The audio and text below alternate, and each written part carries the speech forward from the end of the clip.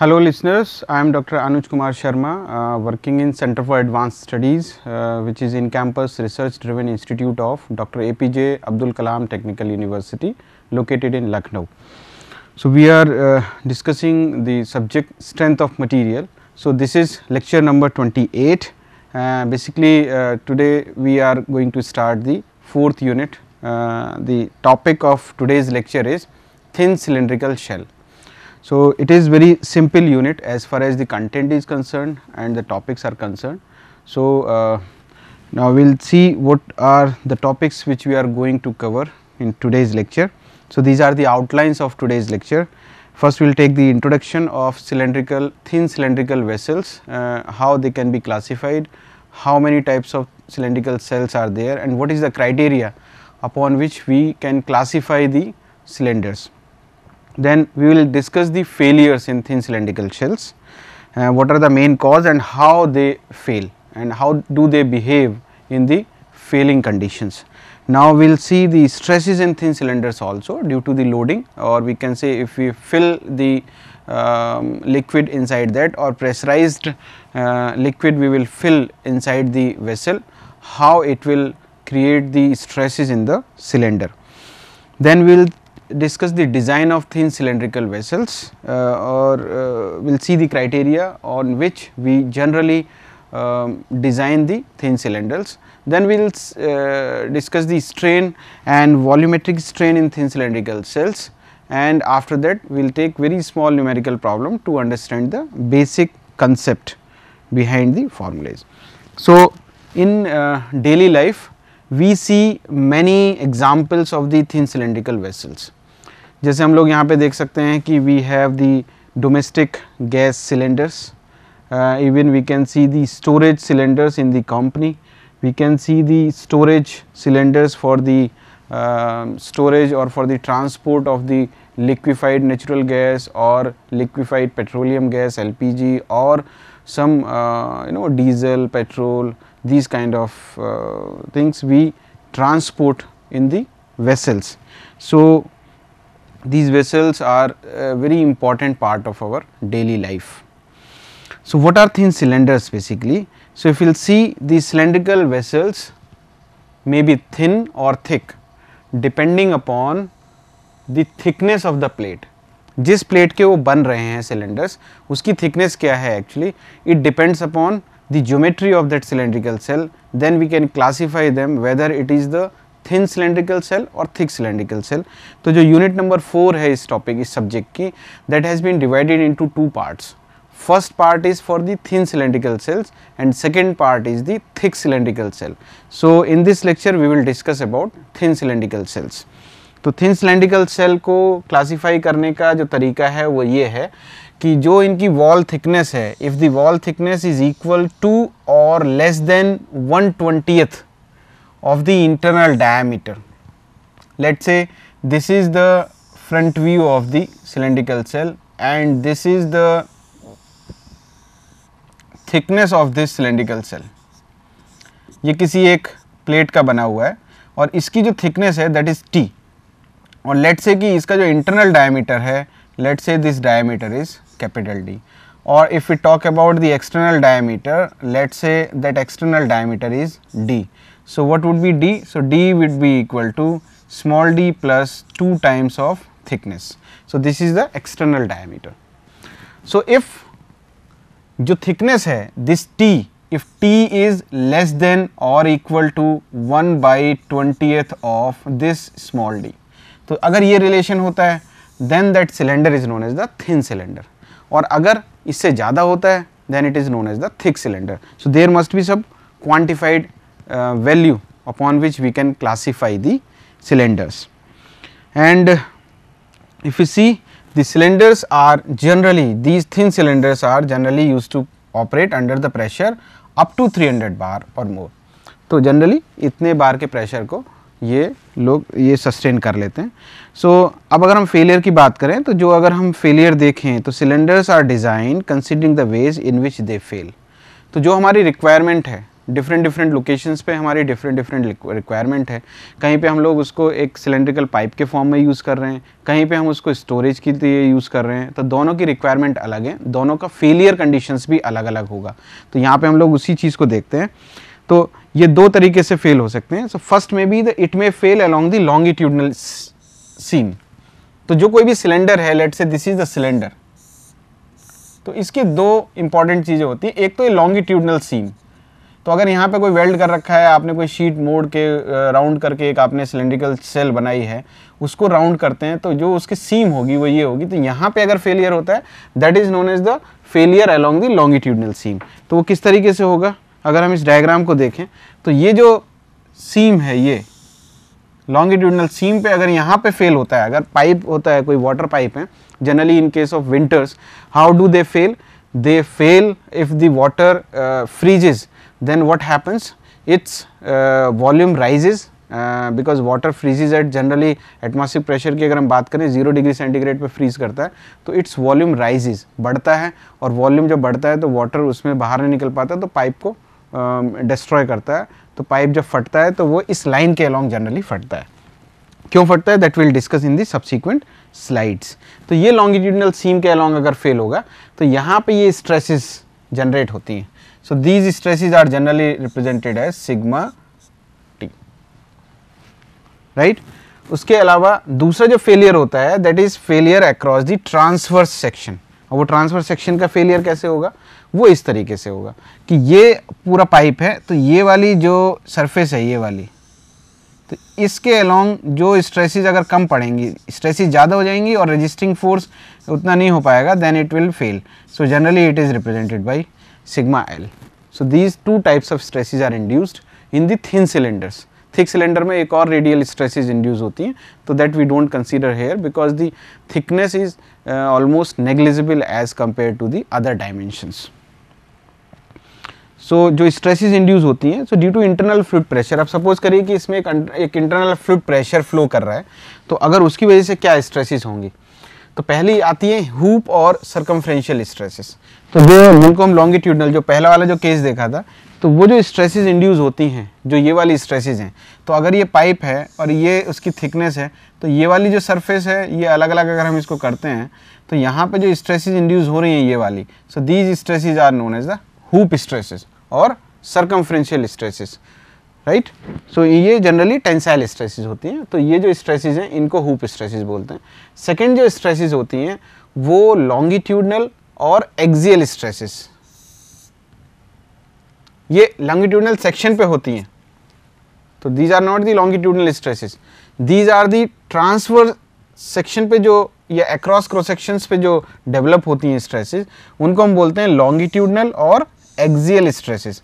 तो वो किस तरीके से होती हैं, अगर हमारा पाइप जो है वो हम इस तरीके से दिखाएं, तो इस वाले क्रॉस सेक्शन पे जो स्ट्रेसेस इंड्यूस होंगी उनको हम generally sigma L longitudinal stresses बोलते हैं। तो पहले वाली हुप स्ट्रेसेस हैं जो ये वाली हैं, ये वाली हुप स्ट्रेसेस हैं, और ये वाली हमारी लॉन्गिट्यूडनल स्ट्रेसेस हैं। तो हमारा जो पाइप है वो जनरली इन दो तरीके से ही फेल होगा अगर उस फेलियर की बात करें हम। और तीसरी रेडियल स्ट्रेसेस होती हैं, जो मैंने कहा कि वो थिक सिलेंडर्स में जनरली हम यूज़ करते हैं क्योंकि वो बहुत नेग्लिजिबल होती हैं यहाँ पे, इसलिए we don't consider those stresses. अब अगर हम डिज़ाइनिंग की बात करें, so what how do we design the thin cylindrical cell, तो हमें स्ट्रेसेस को लेके चलना पड़ेगा। So we all know that there are 3 stresses generally, here also we have 3 type of stresses, but out of these 3 one stress is negligible, sigma r, that is the radial stress that we generally neglect. So it means all 3 stresses are mutually perpendicular. If we'll see, let capital D is the internal diameter of the cylinder, small t is the thickness of the cylindrical cell, p small p is the internal pressure in the cylinder, and sigma t is the tangential और hoop stresses जो हम लोगों ने diagram में दिखाया, जो longitudinal sections पे develop होती हैं। उसके अलावा अगर सिग्मा एल की बात करें तो दीज आर दी एक्सियल और लॉन्गिट्यूडनल स्ट्रेसेस, और सिग्मा आर को हमने यहाँ पे नेग्लिजिबल रखा है।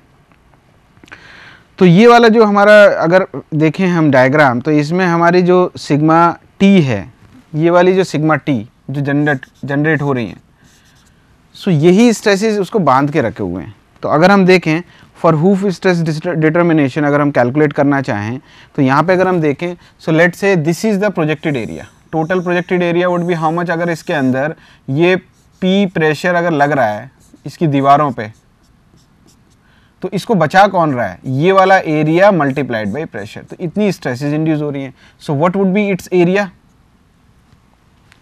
तो अगर हम देखें तो pressure into D into L, so pressure into D into L means total जो इसका स्ट्रेसेस के लिए अगर हम बराबर करें, तो अगर इधर वाला हम देखें राइट हैंड साइड, तो ये क्या है 2 times sigma T, sigma T means ये, और ये वाला जो एरिया है, ये एरिया कितना होगा, इसकी जो थिकनेस है, ये अगर हम एरिया बात करें तो ये एरिया इतना है, ये टी है, 2 टाइम्स इसलिए ले रहे हैं क्योंकि इधर भी है और इधर भी है, तो 2 times sigma T multiplied by the area, area कितना हो जाएगा टी इंटू एल, सो ये टी है और ये एल है, so this is the area, so area multiplied by stress that would be equal to the force, अगर हम बैलेंसिंग की बात कर रहे हैं।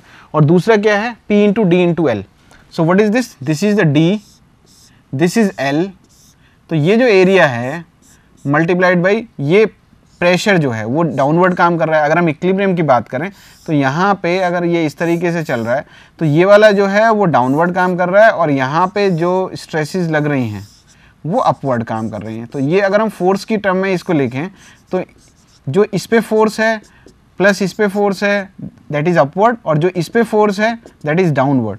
सो both these two forces are equal to each other in the case of equilibrium conditions. तो अगर हम यहाँ से इसको रीअरेंज करते हैं, so that will give you L will be cancel out और you will get sigma T is equal to PD by 2T, तो pressure multiplied by diameter divided by 2 times T। तो ये हमारी स्ट्रेस होती है hoop stress.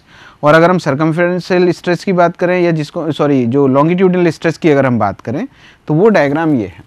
तो यहाँ पे अगर हम देखें तो ये एरिया कैलकुलेट अगर हम करें that area multiplied by this sigma L that should be equal to this total area multiplied by pressure.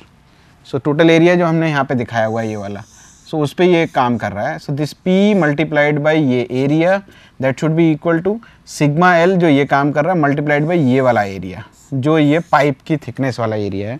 तो अगर हम इसको इक्वेट करते हैं तो क्या मिलेगा pi by 4 D square into P. तो इसका जो एरिया हो जाएगा ये वाला pi by 4 capital D because the diameter is capital D। तो pi by 4 D square multiplied by this small pressure and that should be equal to sigma T जो ये है, सिग्मा T ये वाला सॉरी जो ये सिग्मा L है, sigma L multiplied by pi D into T. So pi D into T कौन सा एरिया हो जाएगा ये वाला, pi D mean circumference multiplied by thickness. So pi D into T that would be that area. So ये equate, अब अगर इसको हम सिंप्लीफाई करते हैं तो what will get PD is equal to 4T into sigma L and that should be equal to sigma L is equal to this is the longitudinal stress that is PD by 4T। तो जो हमारे यहाँ पे आया है that is sigma T that is PD by 2T and this is sigma L PD by 4T। तो ये thickness। So these are the two types of stresses which are generally induced in the thin cylinders। तो अगर हम इन दोनों equation से देखें तो क्या मिला हमको, sigma T is equal to sigma L 2 times sigma L।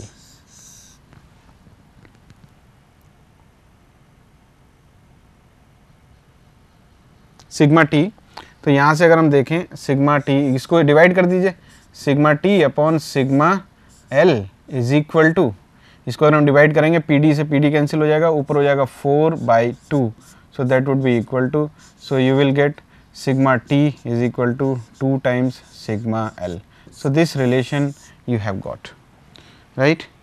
So अगर हम देखें this is the why, this is the that is the reason, this is the main reason। अब यहाँ पे कौन सी स्ट्रेस बढ़ी है, इसका मतलब सिग्मा T is bigger, तो जो फेलियर होगा वो लॉन्गिट्यूडनल ज़्यादा होगा। So that is why the water pipes lines rupture along the longitudinal lines in the winter when water freezes inside the pipeline। तो जो हमारा ये वाली जो स्ट्रेसेस होती हैं ये लो होती हैं और जो हमारा हुप स्ट्रेस होता है जो प्रीवियस केस में था वो ज़्यादा होता है। तो जब ये ज़्यादा स्ट्रेस ज़्यादा है तो इसका मतलब जल्दी पहले वो अचीव होगी और जैसे ही प्रेशर बढ़ेगा पाइप के अंदर तो जो रप्चर होगा पाइप का वो इस लाइन के along होने की probability सबसे ज़्यादा है. So that is why the failure of pipe occurs in that particular region. So T यहाँ से अगर हम देखें, so what would be the thickness? Thickness is equal to P diameter divided by 2 sigma T. तो ये वाला formula लगेगा. और अगर हम यहाँ पे जॉइंट की बात करें, सो लेट्स से कि ये अगर वेल्डिंग जॉइंट है या रिवेटेड जॉइंट है, क्योंकि पाइप जब बनाते हैं हम लोग तो जॉइंट करते हैं, तो अगर वो जॉइंट करते हैं तो जॉइंट की efficiency also plays an important role. तो अगर वो बात करें तो इसका मतलब वो फॉर्मूला ये हो जाता है. थिकनेस अगर हमें डिज़ाइन करनी है किसी भी पाइप की, then we have to know what should be the pressure that has to be borne by the pipe, what should be the diameter and what should be the tensile strength of that particular material and the efficiency. This is the efficiency of the joint. So we have to consider this also. Now we will discuss about the strains in thin cylindrical cells due to internal pressure. Strain कई तरह की है. Volumetric strain हमें देखनी है, dimensions में जो change है वो हमें देखना है. तो अगर हम कंसीडर करें, so let us consider a thin cylindrical shell subjected to internal fluid pressure. Let's say कि उसका जो प्रेशर है वो स्मॉल p है. तो अगर हम यहाँ पे देखें तो small l is the length of the cell and capital D is the internal diameter of the cylinder, whereas small t is the thickness of the cylindrical shell and small p is the intensity of internal fluid pressure in the cylinder. तो ये हम लोगों ने कुछ assumptions लिए. अब अगर हम सिलेंडर के अंदर सर्कमफ्रेंशियल स्ट्रेसेस को देखें तो what formula do we have? We have sigma 1 sigma L longitudinal stresses, circumferential stresses PD by, sorry, this is T, sigma T is equal to PD by 2T. So ये formula already हम लोग drive कर चुके हैं previous slides में. Longitudinal stresses क्या होती हैं? So longitudinal stresses PD by 4T. तो here we have shown because principal stresses जो होती हैं हमारी sigma 1, sigma 2, sigma 3. तो यहाँ पे हम लोगों ने sigma 1 is equal to इसको माना है, ये sigma 2 and all these three stresses are mutually perpendicular. So sigma 1, sigma 2 and sigma 3 ये principal stresses हैं और ये तीनों mutually perpendicular हैं. तो let's say जो बड़ी जो प्रिंसिपल मेजर प्रिंसिपल स्ट्रेस है दैट इज सिग्मा 1. तो sigma 1 is equal to how much? PD by 2T and sigma 2 is how much? PD by 4T. दो स्ट्रेसेस हैं and sigma 3 is equal to 0 in this case. So let delta D, ये जो delta D है, let delta D is equal to change in diameter of the shell. अब हम लोग क्या calculate कर रहे हैं? We are calculating the volumetric strain और लीनियर स्ट्रेन और longitudinal strain.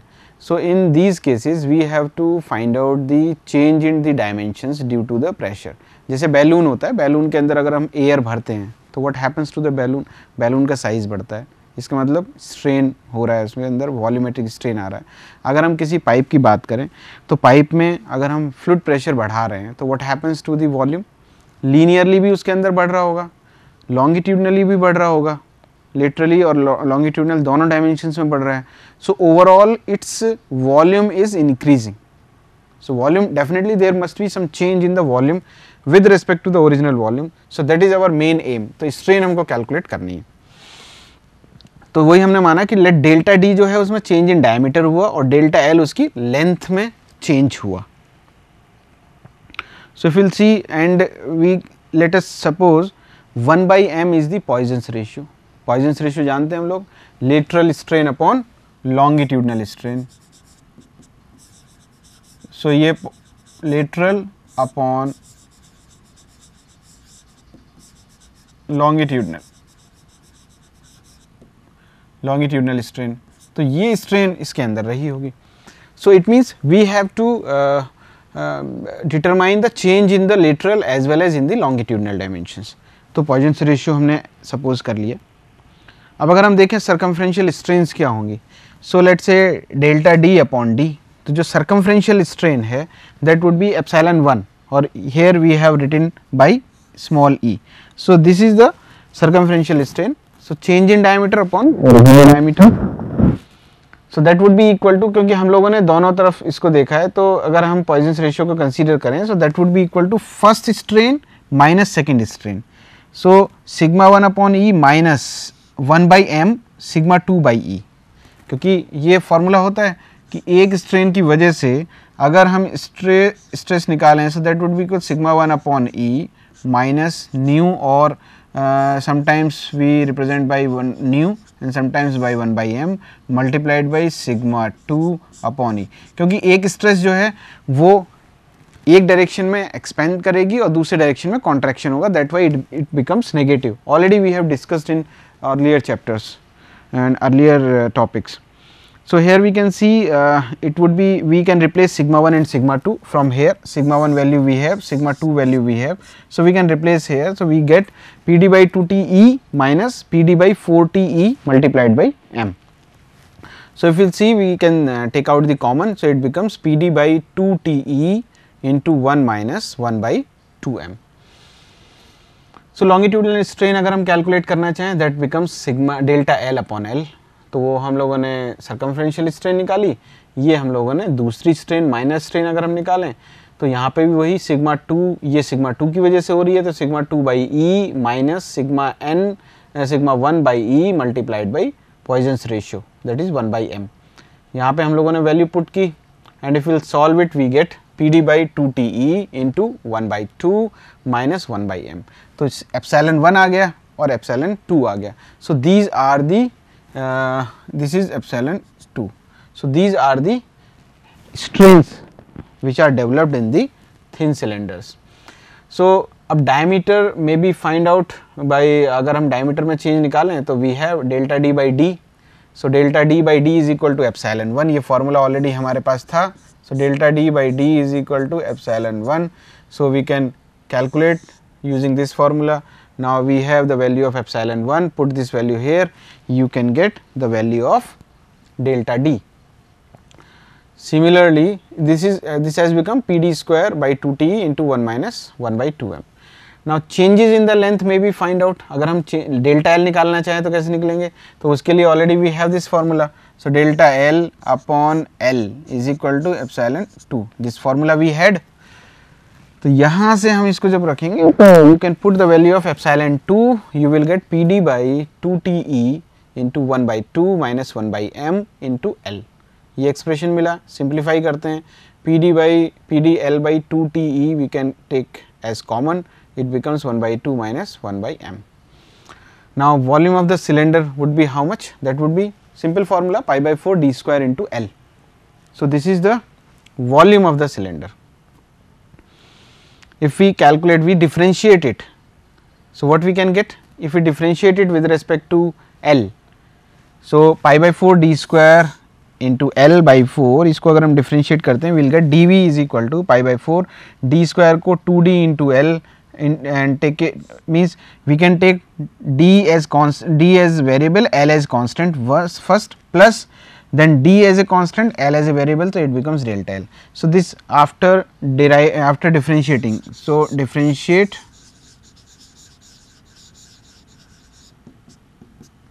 by differentiating we get this expression, delta V is equal to this much. So now volumetric strain, all we know, delta V by V. So now we have the value of delta V, we have the volume value of V, we can put those values here.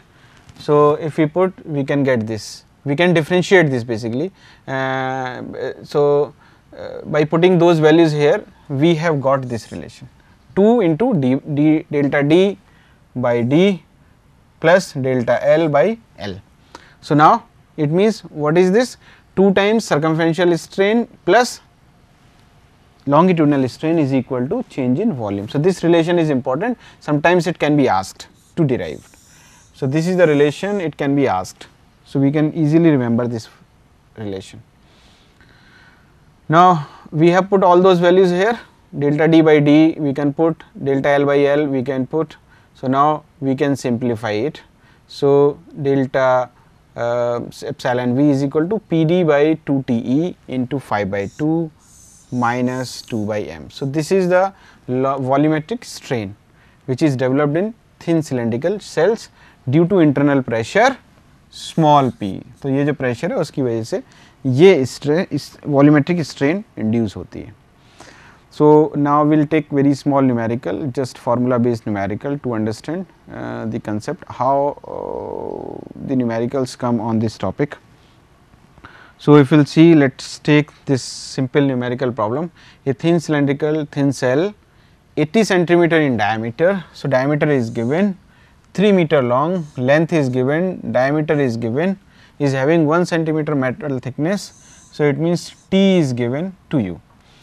If the shell is subjected to an internal pressure of 2.5 megapascal, so it means small p is given. Determine. So, we had been asked many things. Change in diameter delta d निकालना है, change in length delta L निकालना है, standard formula है हमारे पास, change in volume delta V निकालना है. So, very simple numerical problem. Modulus of elasticity is given, Poisson's ratio is given. So, all this numerical is simply formula based. So, let us solve this numerical. So, first we calculate the hoop stress. So, hoop stress is PD by 2T. You just put all those values here, you can get the value of hoop stress. This is the hoop stress. If you want then longitudinal stress is sigma 2 PD by 4T. Put all those values here, we can get 50 into 10 to the power 6 Newton per meter square. Hoop strain we have, this formula all formula we have derived in this particular lecture. So, it means we can now summarize it, epsilon 1, that is the hoop strain is equal to 1 by E sigma 1 minus sigma 2 by m. You put the value, you get the answer simply 875 into 10 to the power 5 upon E. E already we have been given, we can put here. Now, longitudinal strain epsilon 2 is 1 by E sigma 2 minus sigma 1 by m, put the values, you can get 25 into 10 to the power 6 by E. Now, we know increase in diameter is epsilon 1 into d, you put the values here 875, that is given already, we have calculated epsilon 1 we have calculated, d we have calculated, E value you can put here, here we did not put, but here you have put the value of E. So, if you simplify it, you can get the increase in diameter is 0.035 centimeter. So, this is the change in diameter. Increase in length is epsilon 2 into L, you put the value, we can get the increase in length is 0.0375 centimeter. Now, volumetric strain is how much? 2 epsilon 1 plus epsilon 2. Put the value here, you can get this, we can put the value of E here and remaining things, just you can calculate the increase in the volume is this much 1507.964 centimeter cube. So, this is the increase in volume. So, this way we can solve the simple numerical problems. So, in this lecture we understood the concept of thin cylindrical cell, how many types of stresses are induced and how a simple numerical problem can be solved. So, I hope you have enjoyed this lecture. Thank you so much.